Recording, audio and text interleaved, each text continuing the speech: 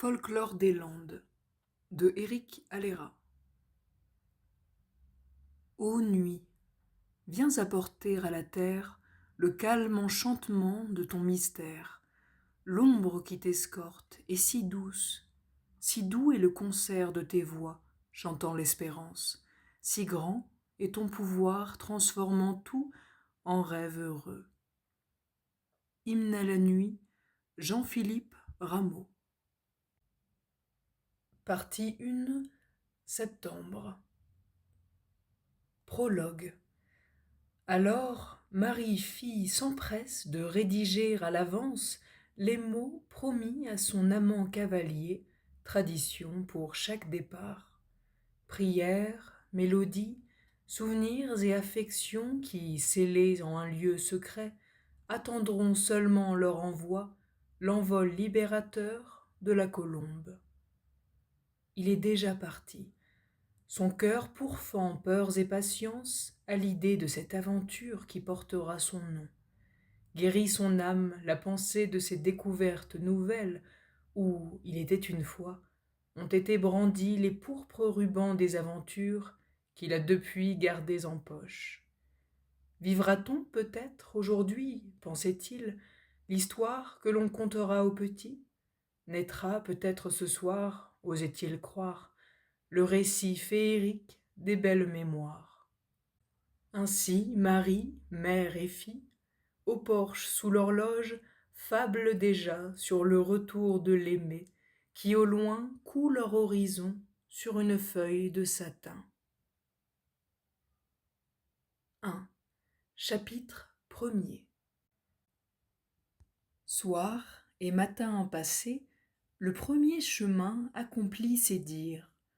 Bordure d'êtres rompus, argile au sol, étourdissement à la 9e heure. Tant d'événements incompris et mythifiés par les enfants du village ont, avec le temps, enrichi, transformé l'inconnue route de glaise aux horizons infinis en axe principal de passage vers les champs et la ville. Toutes sortes de légendes y naissent alors, avec pour plus répandues celles intitulées Le renard et le saphir et Les jardins de la panthère, qui bien plus tard seront connus comme contes anciens, folklore respecté et racontés dans tout le comté. Le cheval s'appelle Hermesande. Hermesande aime partir en chasse du tout, comme son maître et lui renomment ses promenades toujours impromptues, recherche de grandes découvertes et d'histoires à raconter.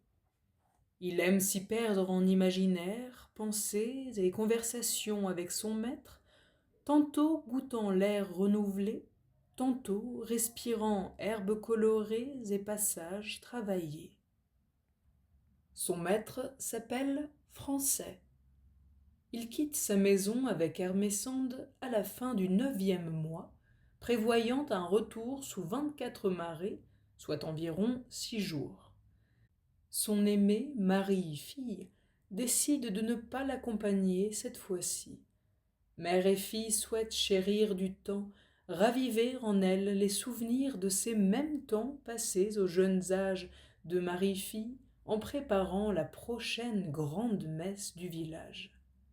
Français et Hermesande, Marie-mère et fille, ont rendu grâce et amour, imploré sécurité et bon retour, confessé incertitude mais confiance au Dieu d'Éden au moment du départ, protecteur de l'heure à venir et de l'heure passée chasse du tout.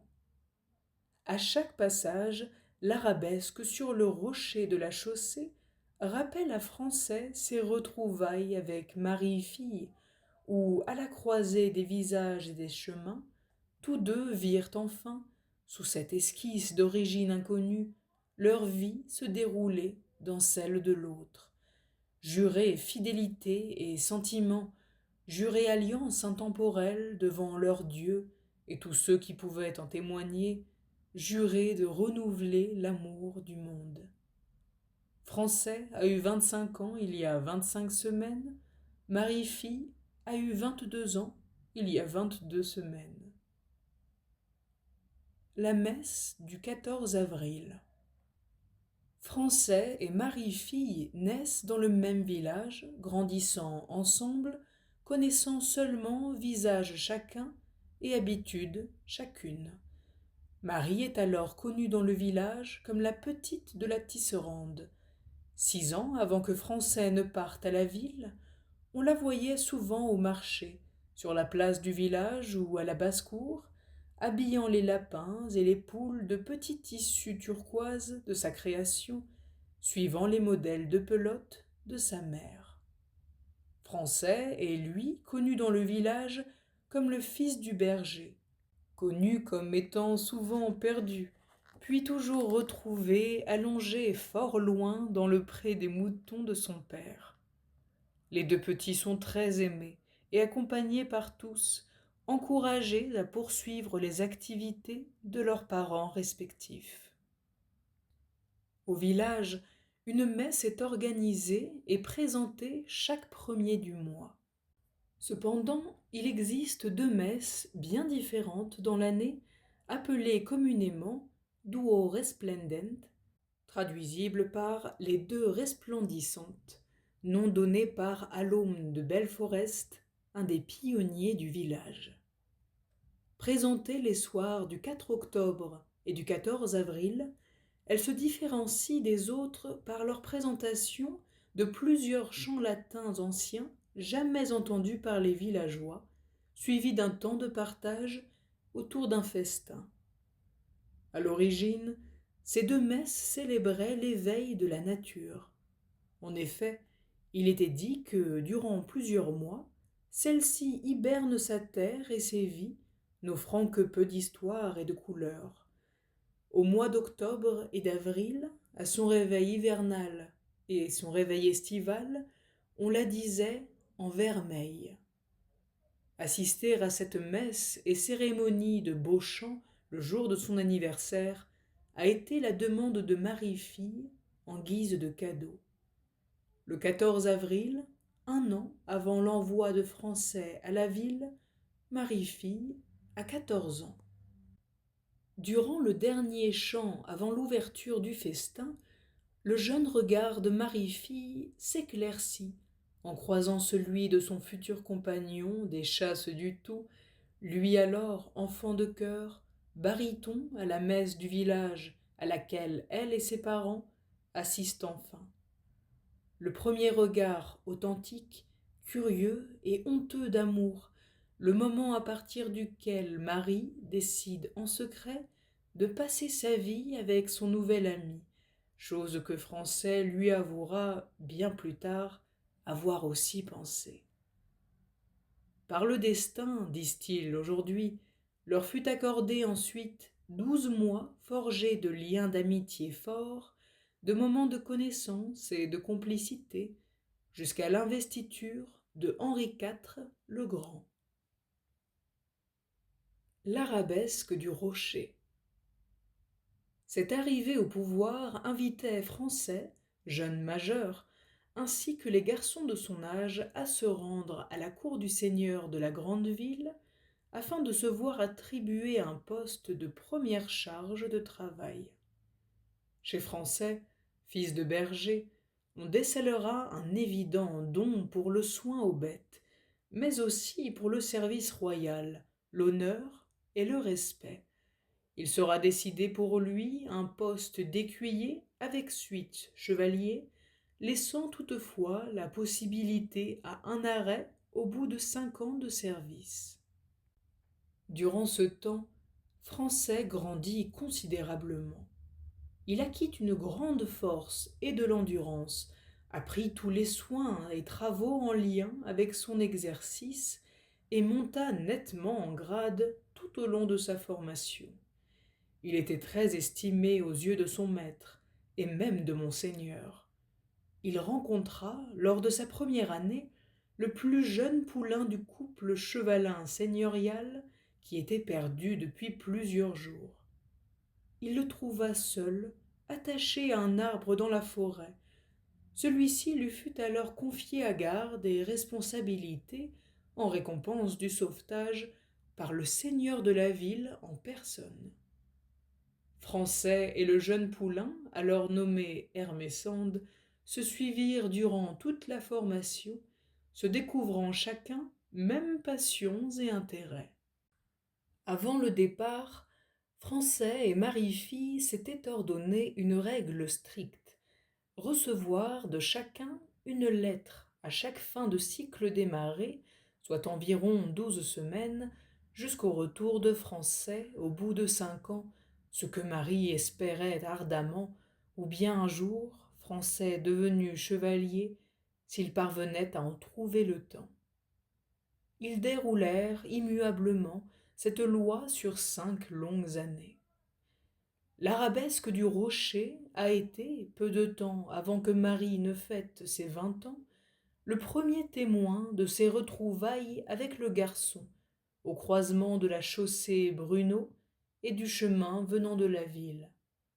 Tous deux confirment n'avoir pas vu leur vie commencer jusqu'alors. Hermesande s'arrête, pose fer sur la racine visible du camphrier.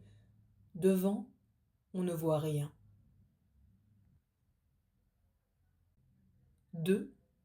Le passage de la forêt. Le camphrier de la chaussée Bruneau a lui aussi pour fondation nombre de contes, élégies et fables, faisant le plus souvent référence à la couleur blanche de sa chair. Druides et anciens soutiennent unanimement détenir le seul tel spécimen au monde. Ces racines, toutes visibles, ont été utilisées il y a 2 siècles dans le comté comme miraculeux produit contre la peste. Sous Henri IV le Grand, le camphrier servait comme repère sur la chaussée Bruneau, indiquant l'entrée du village aux marchands venant de la ville. Le cheval exprime sa suspicion en grattant nerveusement les racines du grand arbre. Derrière celui-ci, en effet, il n'y a rien. La chaussée emprunte une descente légère. Hermesande connaît pourtant cette route tout aussi bien que Francet, mais la nuit, même au milieu du jour, semble ici se complaire dans un passage nouveau. La terre s'y ouvre, lumières connues et sol aride y rebroussent chemin.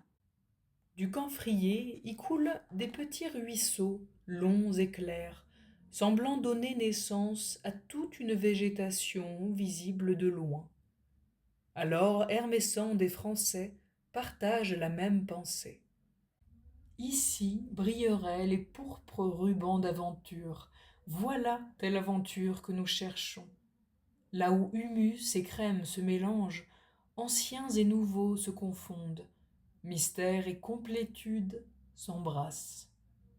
Ainsi franchissait-il la frontière du camphrier, pénétrant l'opaque du passage nouveau. Les ormes s'épaissirent et les insectes volèrent le chemin. Les fers d'Hermesande s'enfoncèrent souplement dans la terre, ne laissant aucune trace au sol ou aux sabots. Un sol d'une noirceur restauratrice, appétissant, fondant à la manière de la galette de beurre concoctée par Marie-Fille pour les jours de fête. Les sourires naquirent sur les 2 voyageurs, alors emplis de questions, créant des souvenirs à tout rompre, tentant de déchiffrer le mystère nouveau et abscon du sous-bois.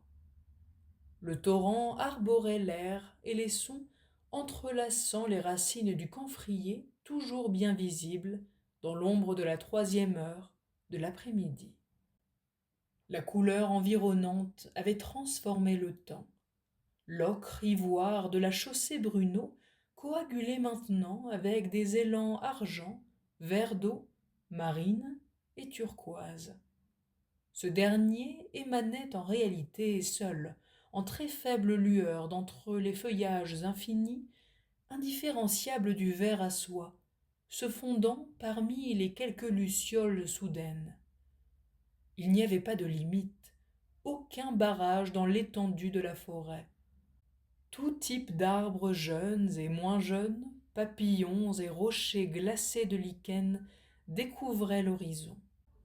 Feuilles orangées et châtaignes dorées d'une fin de mois de septembre avaient été parsemées, tantôt servant de refuge aux scarabées, tantôt créant des barrages et des cascades dans le ruisseau voisin. Alors le sentier plongea en profondeur, se mélangea à la terre glaise de la forêt. Les devants offraient toute possibilité de nouveaux chemins. À Hermesande fut attribué le choix de la nouvelle direction. Il s'agissait ici en réalité d'une routine qui leur était propre.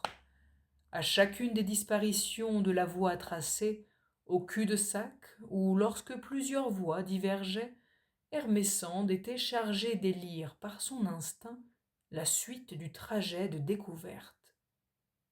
Français et Hermesande se retournèrent, attendant le temps, admirant et mesurant la beauté et le mystère de leur découverte. Leurs regards se portaient loin, traversant les êtres, les couleurs et les terres, jusqu'à l'orée de la chaussée, devinant une forme de camphrier bien connue. Pour élire le chemin suivant, la brève pensée de rejoindre la chaussée Bruneau survint, demandant l'oubli des terres inconnues pour regagner les sentiers, chercher une destination plus commune.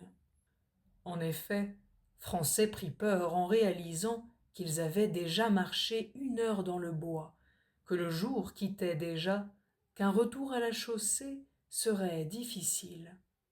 Mais les mystères et nouveautés prirent la décision de continuer tout droit, dans la forêt, suivant le ruisseau et la faible lueur turquoise, alors que les proches rayons du soir déposaient déjà de nouvelles émotions et filaments dorés sur les écorces, gouttes d'eau. C'était alors une belle et fraîche après-midi de début d'automne. Français et Hermesande poursuivirent leur route, choisissant de se laisser bercer par ce que la forêt et les lieux encore inconnus auront à conter. Rêverie. Qu'en est-il de Marie? Participe-t-elle aussi à la préparation du festin? Je l'ignore. Je pense qu'elle et mère seront de toute façon présentes pour toutes les préparations, que ce soit au festin ou avec Ennemé dans les couleurs et décorations de l'église. Je ne fais sûrement que rapporter fausseté ou déduction, mais j'ai bien cru entrevoir depuis la fenêtre de l'écurie des petites mains de peinture travaillant le verre et le plomb avec grâce et belle attention. Certaines œuvres, achevées, étaient déposées contre le mur. Je n'en ai jamais vu de telles, pas même à la cour de monseigneur. Où avais-je la tête? Elle me l'a répété tant de fois. Elle s'est bien inscrite à l'ouvrage des vitraux pour la messe. Ah, elle toute jeune, candide autour des villageois, enfants et anciens du village. Quand je la vois, ensorcelant sa chevelure et ses mains d'une grâce impossible, même lors des ouvrages les plus longs et exigeants, je pourrais lui faire ma demande sur-le-champ, sans attendre. Qu'as-tu prévu pour le moment où tu lui demanderas? As-tu seulement prévu de lui demander, d'ailleurs? J'ai tout prévu, j'espère. C'est au dernier chant de la grande messe. Je lui présenterai déclaration juste avant le festin. Ennemé et les organisateurs ont été prévenus. C'est de cette façon, à cette même messe de village, que nous nous étions réellement rencontrés. Te souviens-tu de cette histoire, cette première rencontre? Le fais-tu exprès ou ne réalises-tu pas que nous n'avons pas abordé autre sujet pendant nos 5 ans à la cour du château que ta rencontre avec Marie? Je l'aime à en mourir. Je le sais. Regarde, Hermesande, le ruisseau, il diverge. Tiens, oh, que j'aime lorsque ces choix s'imposent soudainement. Dans quelle aventure nous lancerons-nous en prenant dans l'autre direction? Laquelle prendrons-nous alors? À droite ou bien à gauche? Je ne saurais dire. Peut-être devrions-nous suivre cette petite lueur-ci. Cela fait un moment que je l'aperçois. La vois-tu, en turquoise? Elle semble nous avoir suivis jusqu'ici. Je ne l'avais pas vue. Bien jolie couleur, oui. Pourquoi pas? Fixerions-nous cette lueur en tant que nouvel objectif à suivre? D'ici, je ne vois même pas ce que cela peut être. N'en faisons pas un but majeur pour l'instant, suivons seulement sa direction, en longeant le ruisseau par ce côté-ci. Depuis combien de temps avons-nous pris à droite au ruisseau? Il me semble que nous avons longtemps erré. En effet, le jour décline déjà. Eh bien, regarde, le soleil est fort avancé en ouest à présent. Tu as raison, nous avons sûrement passé la dernière marée du jour. Continuons dans cette direction. Français, je commence à penser en moi que nous sommes en découverte plus grande que ce qu'elle ne laisse entendre. Qu'en penses-tu? Cette nature est riche, luxuriante, indépendante, tout le contraire de certains alentours ici. Elle semble sortie de nulle part, mais toutefois j'ai cette impression de la connaître déjà. Toutefois, j'espère y rester, et ne pas abruptement déboucher sur notre Bruno au détour d'un chemin comme à chaque fois. J'ai aussi le sentiment que celle-ci durera plus que nos autres chasses. Comment décrire ce sentiment présent? Je suis heureux de notre découverte jusqu'ici, et suis prêt à avancer avec toi pour en voir le reste. Puis je soutiens à présent ton idée, Hermesande. Préparons-nous à suivre cette belle clarté turquoise qui elle-même nous suit. Elle semble venir des profonds du bois, à l'opposé de notre chaussée. Je suis maintenant bien curieux de savoir ce qu'il en est. Que peut renfermer le chimérique? Je suis avide de découvrir cela. Cependant, pour l'instant, dépêchons et cherchons un abri. En effet, le temps de pluie commence. Nous poursuivrons demain. Mon instinct nous aura-t-il finalement guidés vers un beau refuge pour la nuit?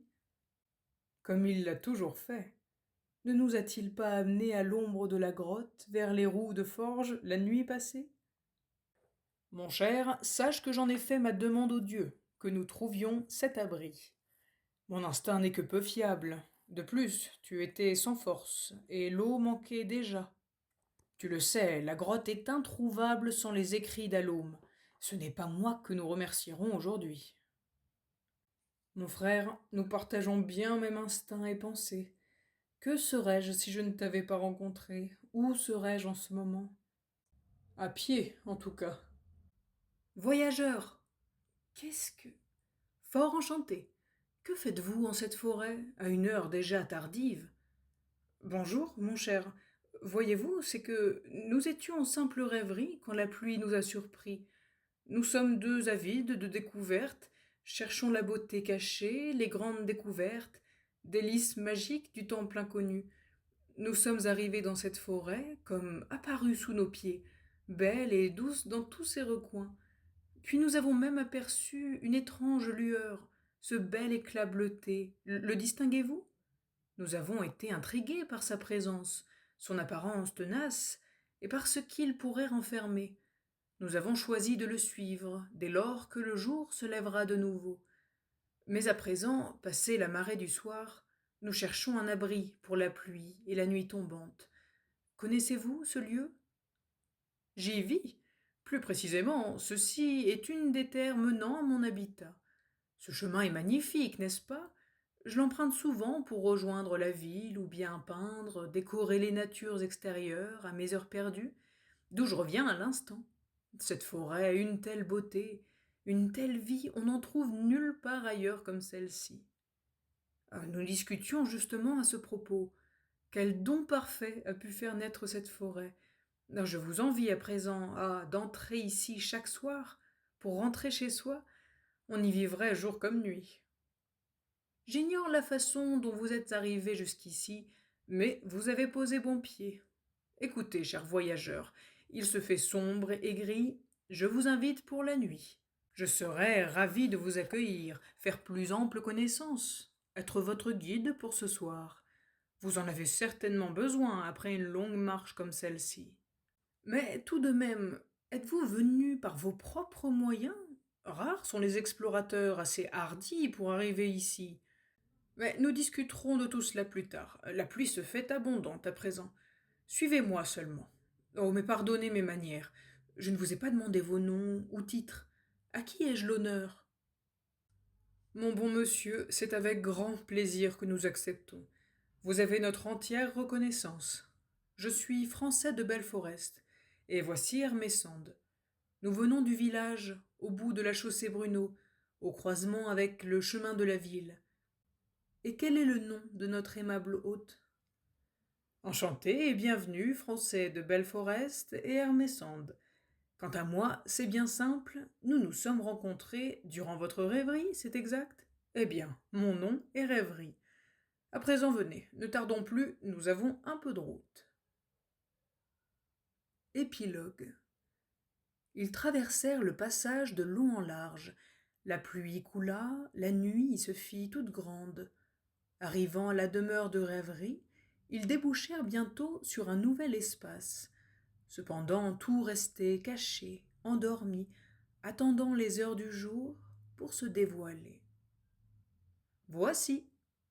Français, Hermé Sand et leurs nouveaux compagnons sortirent du passage arpenté. Ici, la forêt semblait ralentie, une pause des bois se présentait. Rien n'était visible, les ténèbres déguisant l'endroit. Cimes et voûtes restaient seuls témoins du lieu et du temps.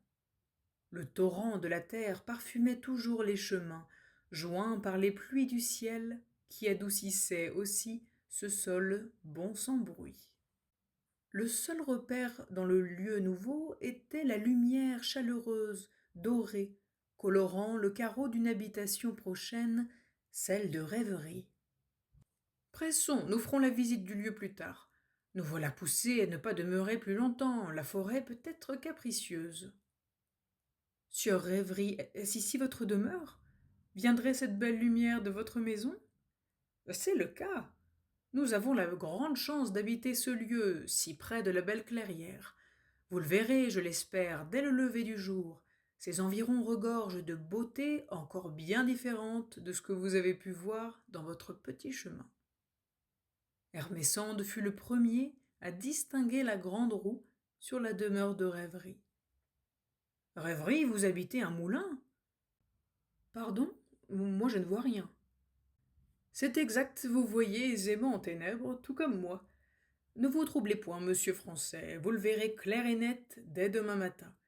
C'est effectivement un ancien moulin rénové, sur une idée de ma compagne. Un éclair illumina la vue, retentissant de tonnerre quelques secondes plus tard. Tous rentrèrent avec hâte. Ils firent connaissance avec la femme et les petits de leurs compagnons. Après avoir brièvement expliqué la situation, les deux voyageurs furent acceptés pour la nuit à l'unanimité des petits. La femme s'appelait Anwen, les petits Madrek, Lizen, Quai et Madaille. Installez-vous seulement, faites comme chez vous, il y a nombre de lits à disposition, de la nourriture de notre potager en abondance, du pain de notre moulin. Rêverie, prépareras-tu quelques couverts pour nous et nos invités? La soupe est déjà prête, et que vous devez avoir faim, chers amis. Hermé Sand et moi, chère madame, croyons vivre un rêve éveillé. Nous ne vous avons jamais rencontrés, bons hôtes, et vous nous offrez tant de bonnes choses. Nous sommes bien fatigués après 2 jours de marche, et vous êtes fort aimable. Comment vous remercier? Ce n'est rien, si l'on peut rendre service et laisser de beaux souvenirs en prime, cela nous suffira largement. À présent, rendons grâce et mangeons avant que ça ne refroidisse. Près du feu de cheminée, des gouttes frappant le carreau, le repas fut servi à tous. Un grand pain aux noix fait au moulin, une soupe de lentilles et de courges, de cumin et de coriandre. Tous mangèrent et burent, firent connaissance avec leur nouvelle rencontre. Un beau soir passa alors. Français et Hermé Sand racontèrent leur histoire, de la rencontre avec Marie à la lueur turquoise. La petite Madaille, restée éveillée pour découvrir ses nouveaux amis, s'installa sur les genoux de sa mère, s'endormant en écoutant les poésies traversées, les contes explorés et la vie des deux aventuriers.